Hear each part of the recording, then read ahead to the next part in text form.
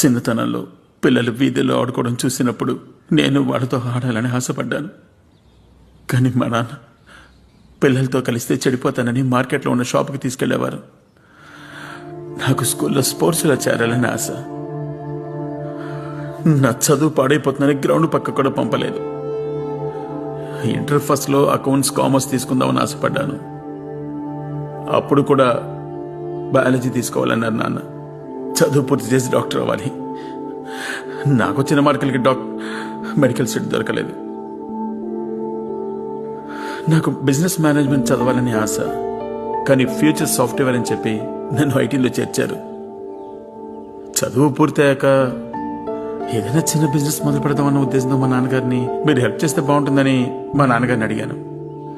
డబ్బేం లేదురా, ఉద్యోగానికి వెళ్ళి సంపాదించుకునే మార్గం చూసుకో అన్నారు. వేరే దారి లేక ఉద్యోగానికి వెళ్ళడం ఇష్టం లేకపోయినా ప్రతి నెల కొంత డబ్బు దాచుకొని ఆ దాచిన డబ్బుతో ఏదైనా బిజినెస్ మొదలెడదామని చూస్తుంటే, ఏంటి ఉద్యోగం వదిలేసి బిజినెస్ మొదలు పెడతావా? బిజినెస్ పెడితే ఎవడొస్తాడరా పిల్లనివ్వడానికి? నువ్వు బుద్ధిగా ఉద్యోగం చేసుకోప్పుడే నీకు మంచి పిల్ల దొరుకుతుందన్నారు. ఆయన అన్నట్టే అయిపోయింది. నా వైఫ్ దగ్గర ఇప్పుడైనా చేద్దామని, పవిత్ర ఓ రెస్టారెంట్ పెడదామనుకుంటున్నాను అన్నాను. పిచ్చ కింద అడుగుతోంది. సాఫ్ట్వేర్కి రెస్టారెంట్కి సంబంధం ఏంటి? అదంతా అయ్యే పని కాదండి.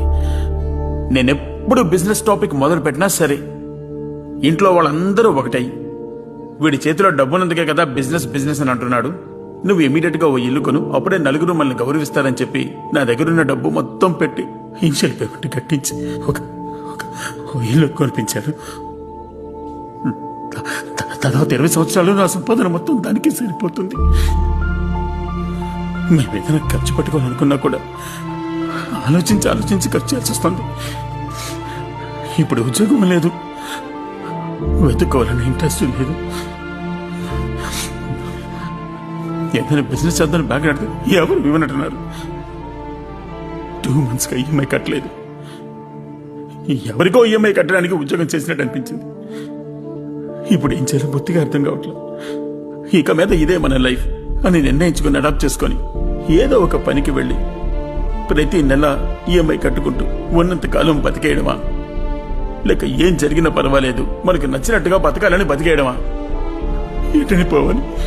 కళ్ళ గంతలతో కారడివిలో పడినట్టుంది. ఇంకో 2 బ్యాంకుల రిజల్ట్ కోసం వెయిటింగ్. బతిగా హోప్ లేదు. ఒక చోట జాబ్ ఇస్తానని చెప్పారు.